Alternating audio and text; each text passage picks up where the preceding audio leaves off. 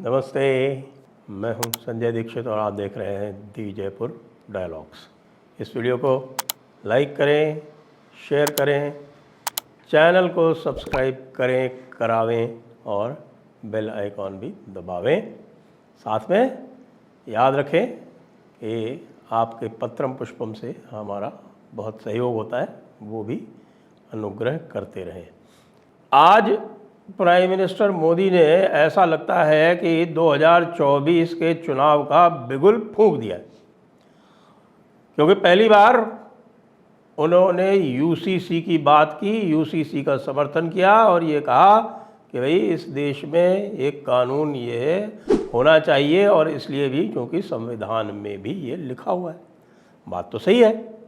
और दूसरा जो काम किया उन्होंने साथ में, उसको पता नहीं आप लोगों ने नोटिस किया या नहीं किया, कि उन्होंने दूसरा जो बिगुल फूंका वो ये था कि भाई अशराफ और पसमानदा को आपस में लड़ा दो। अब आपने देखा कि बहुत समय से हम इसकी आलोचना करते आ रहे हैं कि जो पसमानदा का प्रोग्राम भारतीय जनता पार्टी ने चलाया है वो उचित नहीं है, क्योंकि उसमें पसमानदा वर्सेस अशराफ तो कहीं दिख ही नहीं रहा था। मुझे लगता है कि हमारी सूचना या हमारा जो विचार है वो किसी ने पहुंचा दिया प्रधानमंत्री जी तक और उन्होंने आज पसमानदा वर्सेस अशराफ कर दिया फाइनली, जो बहुत पहले कर देना चाहिए था। और देखिए क्या क्या कहा, सुनिए। कि यूनिफॉर्म सिविल कोड के नाम पर ऐसे लोगों को भड़काने का काम हो रहा है। आप मुझे बताइए, एक घर में परिवार के एक सदस्य के लिए एक कानून हो, परिवार के दूसरे सदस्य के लिए दूसरा कानून हो, तो क्या वो घर चल पाएगा? क्या कभी भी चल पाएगा क्या? फिर ऐसी दोहरी व्यवस्था से देश कैसे चल पाएगा? हमें याद रखना है कि भारत के संविधान में भी नागरिकों के समान अधिकार की बात कही गई है। साथियों, ये लोग हम पर आरोप लगाते हैं, लेकिन सच ये है कि यही लोग मुसलमान करते हैं। अगर ये मुसलमानों के सही मायने में हितैषी होते तो अधिकांश परिवार मेरे मुस्लिम भाई बहन। निश्चित रूप से तीर निशाने पर लगा। तीर निशाने पे इसलिए लगा क्योंकि हजरत ओवैसी जो है वो तुरंत कूद के आ गए और तरह तरह की बातें करने लगे। वो कहने लगे कि भाई ऐसा है कि आप जो है वो हमारे आर्टिकल 29 वाले राइट्स को कैसे ले सकते हो, हमारे आर्टिकल 14, 19 के आर्टिकल को कैसे ले सकते हो, 21 के राइट्स को कैसे ले सकते हो। वो ये भूल गए पूरी तरह से कि आर्टिकल 25 में साफ साफ लिखा हुआ है कि आर्टिकल विशेषकर जो आर्टिकल 25(2) जो है उसमें तो यहाँ तक लिखा हुआ है कि सोशल रिफॉर्म्स के लिए कोई भी कानून सरकार बना सकती है और उसमें राइट टू रिलीजन आड़े नहीं आएगा। एक बात। दूसरी बात, जो आर्टिकल 44 है जिसमें यूनिफॉर्म सिविल कोड लिखा हुआ है वो आता है डायरेक्टिव प्रिंसिपल्स के अंतर्गत, और डायरेक्टिव प्रिंसिपल्स के ऊपर कोई भी कानून बनाने में कोई बाधा नहीं होती है। ऐसा कितने ही निर्णय आ चुके हैं सुप्रीम कोर्ट के भी। तो इसलिए ये जो हमारे हजरत ओवैसी जो कुछ भी कह रहे हैं, सुनिए क्या कह रहे हैं, वो सब बेकार है। अब यूनिफॉर्म सिविल कोड की भारत के प्रधानमंत्री बात कर रहे हैं, तो क्या यूनिफॉर्म सिविल कोड के नाम पे आप प्लुरलिज्म, डाइवर्सिटी को छीन लेंगे क्या? आप वो करना चाह रहे? यूनिफॉर्म सिविल कोड की जब बात प्रधानमंत्री कर रहे हैं, वो यूनिफॉर्म सिविल कोड की नहीं बात कर रहे, वो हिंदू सिविल कोड की बात कर रहे। पूरे जो इस्लामिक रेफरेंसेस है प्रैक्टिसेस के, उसको वो इलीगल ट्रीट करेंगे और पूरे हिंदू प्रैक्टिसेस को प्रधानमंत्री अंडर द लॉ प्रोटेक्ट कर लेंगे।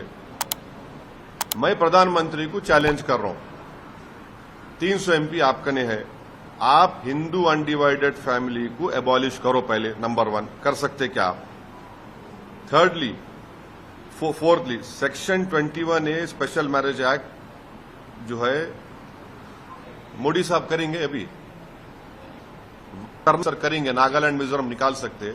एक मणिपुर को नहीं जा सक रहे प्राइम मिनिस्टर मोदी, जहां पे 300 चर्चेस को जला दिए गए, और आप 371 निकालेंगे क्या? बताओ हमारे को। हजरत ओवैसी कह रहे हैं कि भाई हमारे यहाँ तो शादी कॉन्ट्रैक्ट होती है और ये तो जो है वो पूरी तरह से एक हिंदू कोड बिल लाना चाहते हैं। ये यूनिफॉर्म सिविल कोड नहीं है, ये हिंदू सिविल कोड है, ऐसा उनका कहना है। तो ये कह के वो लोगों को भड़का रहे हैं। अब ये बात ये कभी नहीं कहेंगे कि भाई ये अशराफ ने, जो पूरा अशराफिया है मुसलमानों वाला, इसने पसमानदा पर कब्ज़े के लिए 1937 में शरीयत एक्ट पास करवाया। उसके पहले इस देश का 90% पिछड़ा मुसलमान, जिसको पसमानदा कहते हैं, वो हिंदू रीति रिवाजों से अपने न केवल अपने शादी इत्यादि करता था, लेकिन उनके जो सक्सेशन के जो राइट्स थे, उनके सक्सेशन और इनहेरिटेंस के, वे भी हिंदू लॉ के अनुसार हुआ करते थे। आपको यदि कोई शक है तो आप जाकर देख लीजिए, आप जाकर बिहार बंगाल में देख लीजिए, आप जाकर मेवात में देख लीजिए, जो प्रिंसली स्टेट्स थी उनमें सब में देख लीजिए, कहीं भी शरीयत लागू नहीं होती थी। और यहाँ तो आपके केरला में, जैसा मैं कई बार बता चुका हूँ, वहाँ तो वो जो मारूमतक्कयम लॉ होता है, यानी मेट्रियार्कल लॉ, वो लागू होता था मुसलमानों के ऊपर, वो स्वेच्छा से लागू करते थे।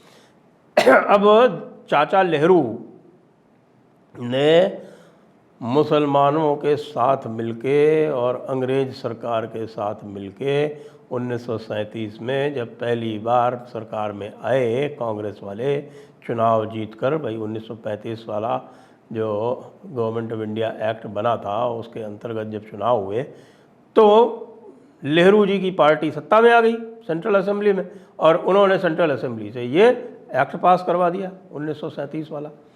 और 1937 के एक्ट पास होने के बाद से ही पहली बार भारत में मुसलमानों का जो पर्सनल लॉ था वो कोर्ट के दायरे से बाहर हुआ। अब कोर्ट के दायरे से बाहर तो हुआ, लेकिन संविधान तो पूरा अधिकार देता है। संविधान तो सरकार को, देश को पूरा अधिकार देता है इस बारे में कानून बनाने के लिए। यहाँ तक कि जिसकी बात करते हैं कि साहब आर्टिकल 29 में हमारे कल्चरल राइट्स जो हैं वो उनकी सुरक्षा की गई है। अरे हजरत ओवैसी, ये जो तुम्हारे सांस्कृतिक अधिकार हैं, तो तुम्हारे सांस्कृतिक अधिकार, तुम्हारे ब्याह शादी, तुम्हारी वसीयत, तुम्हारी गार्जियनशिप, माइनर अडॉप्शन, इन सब में कहाँ से आ जाते हैं बीच में? ये सांस्कृतिक अधिकार नहीं है महोदय, और ना ये राइट टू रिलीजन से संबंधित हैं, क्योंकि ये साफ साफ लिखा हुआ है कि ये जो राइट टू रिलीजन है ये सेकेंडरी राइट है। It is subject to morality, health, public order, and is subject to other rights in this part। यानी पार्ट 3 है फंडामेंटल राइट्स वाला, उसके जो सारे और अधिकार दिए हुए हैं, विशेषकर से जो समानता का अधिकार है, उनके सबके नीचे है ये। और ये जो यूसीसी का ड्राफ्ट भी जो पहले भी बना था और जब अभी भी बन रहा है, उसमें मेजर फोकस एक ही है, और वो ये है कि महिलाओं को समानता का अधिकार मिलना चाहिए, जो कि शरीयत के अनुसार लागू नहीं है। अरे भाई, ट्रिपल तलाक का कानून आप लोगों ने बना रखा था ना। कानून क्या था? वो एक प्रैक्टिस थी, और उस ट्रिपल तलाक को आप कहते थे कि ये शरीयत के मुताबिक है। उस ट्रिपल तलाक को क्रिमिनलाइज किया ना सरकार ने, कानून लाई ना सरकार। आपका भी विरोध था, आपके पिट्ठू जो हैं वो कांग्रेस का, उनका भी सबका विरोध था। उसके बाद भी वो कानून न केवल पास हुआ, वो कानून लागू है कि नहीं है? ट्रिपल तलाक वाला क्या कर लिया आपने? इसी तरह से ये जो बाकी कानून है, इसमें क्या होगा भाई? ये जैसे मैं कई बार बता चुका हूँ कि भाई यूनिफॉर्म सिविल कोड जो है वो कोई एक सिविल कोड नहीं है। देखिए, यूनिफॉर्म सिविल कोड की जब बात होती है तो उसमें दूसरे जो सिविल कानून होते हैं वो भी शामिल होते हैं। क्या कॉन्ट्रैक्ट लॉ सिविल लॉ नहीं है क्या? क्या रेवेन्यू लॉ सिविल लॉ नहीं है क्या? Income tax law civil law नहीं है क्या? टैक्सेशन लॉ सिविल लॉज नहीं है क्या? क्या बात करते हैं आप लोग? ये ट्रैफिक का कानून सिविल लॉ नहीं है, मोटर व्हीकल एक्ट सिविल कानून नहीं है क्या? हाई कोर्ट्स के कानून जिनके तहत हाई कोर्ट्स और सुप्रीम कोर्ट संचालित होते हैं वो सिविल लॉज नहीं है क्या? सारे के सारे सिविल लॉज हैं भाई। पूरी की पूरी जो एंट्रीज आप देख रहे हैं उसमें एंट्रीज जो हैं उसमें अगर आप कोई 10% एंट्रीज छोड़ दें तो वो सारी की सारी सिविल लॉज की एंट्रीज हैं। 97 एंट्रीज हैं शेड्यूल 1 में, 66 एंट्रीज हैं शेड्यूल 2 में, यानी पहली लिस्ट जो है वो यूनियन लिस्ट है, दूसरी लिस्ट जो है वो स्टेट लिस्ट है, और 46 हैं कंकरेंट लिस्ट, समवर्ती सूची जिसको बोलते हैं उसमें। और ये सारी की सारी एंट्रीज में आप 10-20 को छोड़ दीजिए तो ये सब सिविल लॉज की एंट्रीज हैं। अभी कोऑपरेटिव लॉ जो है सिविल लॉ नहीं है क्या? स्पोर्ट्स लॉ है वो सिविल लॉज नहीं है क्या? क्या बात करते हैं हजरत ओवैसी? कहाँ से बैरिस्टर की आप जो है वो उपाधि लेके आ गए? वैसे तो मुझको कुछ बताया गया कि बैरिस्टर जो है वो मुंशियों को दे दिया जाता है, आप उसी तरह से मुंशीगिरी करके बैरिस्टर बन गए क्या हजरत ओवैसी? और मुझे तो बड़ा दुख हो रहा है ये देख के कि इस तरह की आप बात करते हैं। महिलाओं को समानता का अधिकार देना इसका प्रमुख उद्देश्य है। मतलब ये कि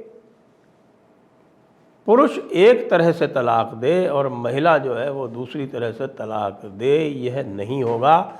और ये काजी की और समाज की मनमर्जी पर नहीं होगा। तलाक का और शादी का जो भी मामला होगा वह आप तलाक के लिए कोर्ट में आपको जाना पड़ेगा, जैसे कि हिंदू महिला जाती है। यानी जो हिंदू महिला के अधिकार हैं वही मिलेगा। संपत्ति में वही बराबरी का अधिकार होगा मुस्लिम महिला का जो पुरुष का होता है, और जो हिंदू महिला का होता है वही मुस्लिम महिला का होगा संपत्ति में अधिकार। अडॉप्शन का राइट मुसलमानों को नहीं है। क्यों नहीं है? क्यों? आप कहते हैं कि साहब के हमारे धर्म में लिखा हुआ है, लेकिन धर्म यहाँ लागू नहीं होगा। सोशल रिफॉर्म्स के लिए ये कानून बनाया जा सकता है, ऐसा आर्टिकल 25 में ही लिखा हुआ है, और ये सोशल रिफॉर्म आवश्यक है। यदि कोई मुस्लिम महिला चाहती है, उसके बच्चे नहीं हुए हैं, वो चाहती है कि वो गोद ले ले, तो एक 7वीं सदी का एक दकियानूसी कानून बना हुआ है, शरीयत के मुताबिक हम नहीं करेंगे। क्यों नहीं करेंगे? बिल्कुल करेंगे। जो भी सेक्युलर देश हैं वहाँ सेक्युलर लॉज है, वहाँ पे ये लागू है ना। इंग्लैंड में ले सकती है ना भाई, यूरोप में ले सकती है ना बच्चा गोद, यहाँ भी लेगी। बाकी गार्जियनशिप जो है वो मुस्लिम लॉ में सारी की सारी पूरा का पूरा बना रखा है। सबसे प्रताड़ना का और मुस्लिम महिला का जो बंधन और जो ग़ुलामी है वो इस गार्जियनशिप के राइट से होती है। गार्जियनशिप का राइट उसको नहीं मिलता, उसको निकाल दिया जाता है, और तलाक हसन के माध्यम से 3 महीने में एक बार कह के तलाक निकाल दिया गया उसको, और बच्चा जो है वो साथ में नहीं ले जा सकती, इसलिए वो मजबूरी में हर तरह से समझौता करती रहती है। ये अब नहीं होगा। बराबरी का अधिकार गार्जियनशिप का जो है, जैसा कि हिंदू लॉ में है कि जो गार्जियनशिप है वो महिला के साथ रहेगी जब तक बच्चा बालिग नहीं हो जाता, वही चलेगी जब तक, और जो भी होगा उसके लिए जो कोर्ट है वो उसका निर्णय देगा, काजी नहीं देगा। तो भाई अब तुम ऐसा करो, तुम अब बचाओ, क्योंकि अब हमारे मोदी जी ने पसमानदा वर्सेस अशराफ भी कर दिया है, जैसा कि हम बहुत दिनों से कह रहे थे। इसी की आवश्यकता है, वो भी कर दिया है, और यूसीसी की घोषणा भी कर दी है। अब तो यूसीसी होके रहेगा, अब मज़े करो, अब जो है वो तो शाहीन बाग की तरह कोई आंदोलन निकालो, कुछ करो, तय कर लो भाई। सीएए एनआरसी के चक्कर में तुमने इतने दिन तक टलवा रखा है, अब यूसीसी कैसे टलवाओगे? अब ये तो भाई अनाउंस हो गया, संविधान भी है, कोर्ट भी कह रहा है, कोर्ट ने, सुप्रीम कोर्ट ने कई बार निर्देश दे दिए, अब नहीं बच सकता। अब हजरत ओवैसी तुम जो है खैर मनाओ।